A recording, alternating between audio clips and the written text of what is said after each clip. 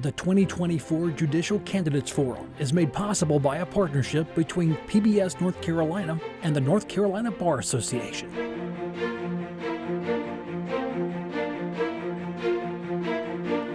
Joining us are the nominees for North Carolina's Court of Appeals, seat number 12, as it's called, Democratic candidate Carolyn Jennings Thompson and Republican candidate Tom Murry. Hello to both of you. Thank you for taking time out of your busy schedule. Thank you. Well, we flipped a coin in the green room to determine who would speak first and who would have closing arguments. And by virtue of the coin flip, Ms. Thompson, the incumbent, you will go first. Tell us about yourself, why you're running, your background, and we'll take it from there. Well, first, thank you so much for this opportunity to educate the voters about the candidates for this seat.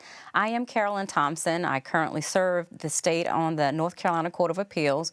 But just to give you some background, I was born and raised in a rural town by parents who instilled in me very early the importance of hard work and earning my way, and the importance of understanding that to whom much is given, much is required. And I think that has contributed so much to my 27 years of experience, and also the fight to continue to stay in the judicial system where it impacts lives and generations to come. 27 years prior being a district court judge, Superior Court judge, serving on the Industrial Commission as a deputy commissioner, trial attorney for 13 years before becoming a judicial official for the state. I'm a mom. My First Sergeant John Thompson and I have a blended family of 5 adult kids, and I hold honor to being called Nana to 6 beautiful grandchildren. And we finally got our boy Jeremiah. He's 18 months old, and I look forward to continuing to answer your questions and educate our voters. Well, thank you for being here. Mr. Murry, tell us about yourself. Well, over the past 23 years, I've had the opportunity to help folks in many different capacities. I started my career as a local community pharmacist. I worked with a lot of small business pharmacy owners, and that led me to law school with all the different regulatory issues. And during law school, I got asked by folks in my neighborhood to run for my town council. And so I ran for the town council, got elected when I was 28 years old, had a 1-year-old in a stroller, asking people to vote for me. After getting reelected, I got asked to run for the state legislature, served a couple terms in the legislature. While I was in the legislature, I joined the Army National Guard as a 37-year-old father of 3, with my youngest being 6 months old. After leaving the legislature, I had the opportunity to serve our Chief Justice as Chief Legal Counsel, worked for the Chief Justice where we did dramatic reforms on juvenile justice issues. While I was in that role, I deployed to the Middle East, where I got a chance to see what lawlessness and disorder and chaos looks in foreign countries that have never slept under the blanket of peace that we've enjoyed our entire lives as Americans. And after coming back from that deployment, I decided to go back into the trenches as a state prosecutor, where I've enjoyed working with local law enforcement on keeping our communities safe. And I'm running for the Court of Appeals because I believe I've got the right balance of public and private sector experience that would benefit the Court of Appeals. Ms. Thompson, if you had to name the most important qualification or a few of any judge who serves on our Court of Appeals, what would those qualifications be? Certainly, the first thing that comes to mind is integrity, that people can trust what you say and what you write in an opinion, and that understanding that there's a transparency need for our court system, so folks are not questioning, well, what exactly is a judge and why should we vote for judges? I think it's important that we hold true to our oath, that we will uphold the Constitution and our laws of our state, not inconsistent with those of our United States Constitution. When you speak this truth to the community, to the public, I think people should be able to count on and trust that this judge is going to do the right thing. When you look back at your own professional and personal background, what parts of your experience do you think have really prepared you to serve on the Court of Appeals? Oh, certainly being a trial attorney for 13 years before becoming a judge for 10 years. Because the first thing I do when I get the record, I look at what happened in the lower courts. And having that benefit of being there, as a trial attorney, as a trial judge, I can understand where the court process was in that moment. Before I look at any briefs, the briefs come into us to kind of persuade the judges to rule one way or another. I take the position that it's important to look at the record first, which prepared me to this place.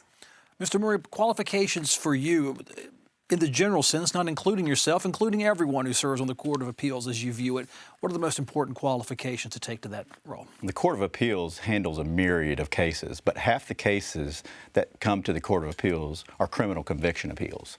And as a state prosecutor, my advocacy has been affirmed by the Court of Appeals. And so I think the experience as a state prosecutor has definitely benefited me trying cases in front of juries, working with local law enforcement on public safety issues is a big part of the importance of the Court of Appeals. But I'll say I truly believe that the Court of Appeals is just an error-correcting court, not a policy court.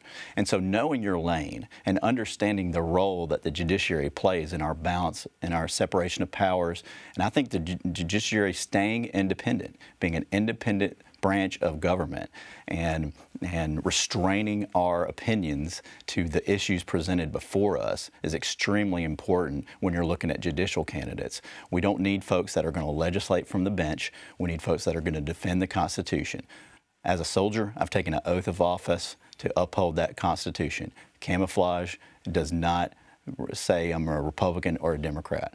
And so those values that are instilled in me as a soldier and as a state prosecutor, I believe are key to making sure that the judiciary remains independent and stays in its lane. What are your thoughts about independence of the judiciary in this era where we can look on the ballot and see who's a Democrat and who's a Republican? Well, quite frankly, it's an unfortunate thing that we have to run in partisan races. I don't get a blue file, I don't get a red file. I get people's issues. And because this is often the court of last resort, we are the workhorse of the appellate system. We get about 90% of the appeals that come from the lower courts. I don't look at a file and say, I wonder if they're a Republican or I wonder if they're a Democrat. If we could just get back to a place where people can trust the judges by seeing the work and having that proven record. I've already authored over 96 opinions in less than a year that impact the entire state. You should be able to look at a judge's record to see exactly where they stand about upholding the law and the Constitution. It's not about partisan. It should not be partisan. It should, in fact, be independent. For being in that seat, do you feel the pressure of legislators, of attorney generals and other elected leaders coming down on the court? Because you do see it sometimes, Supreme Courts and courts of appeals, they are referenced and they do make the headlines whether they ask for it or not. Well, you have to stay focused. You stay focused on the job, and the job is what the people, this is not my seat. This is a seat that belongs to the people. The people are expecting me to uphold the law fairly, equally. It doesn't matter where you come from, where your zip code is, what your zip code is, or your race or nationality or your belief system. It has to be about upholding equally. You can't have that expectation from the court, then that's where we're getting into the lane of people not trusting our judicial system as much as they used to.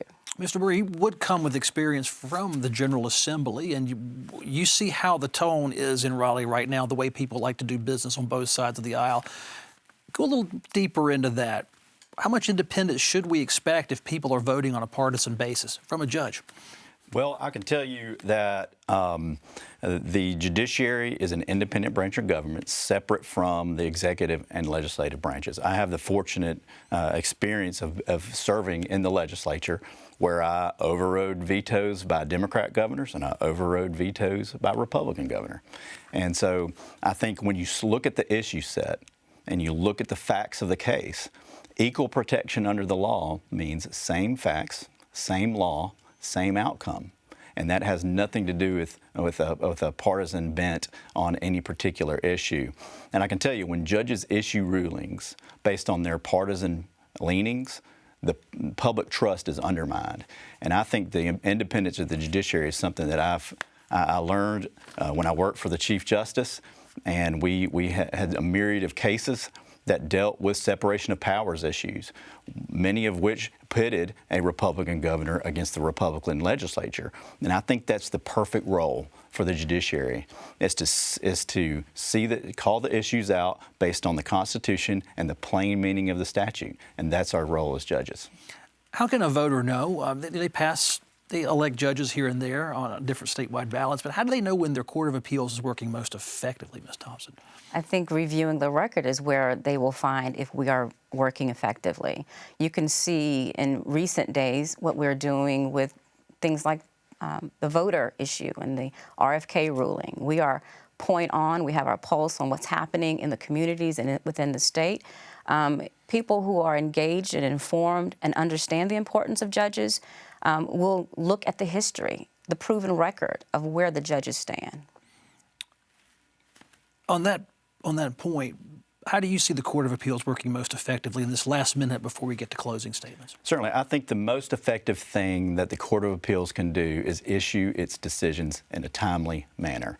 And I think that there should be strict timelines. We have strict timelines on litigants, and I think the timelines should be strictly enforced on the judges, the panel of judges that sit. They sit in 3-judge panels. We need to issue those opinions in a timely manner so that the public gets the result, and justice delayed is justice denied. And I've seen some delays at the Court of Appeals, and I think we can improve the time from oral argument to decision.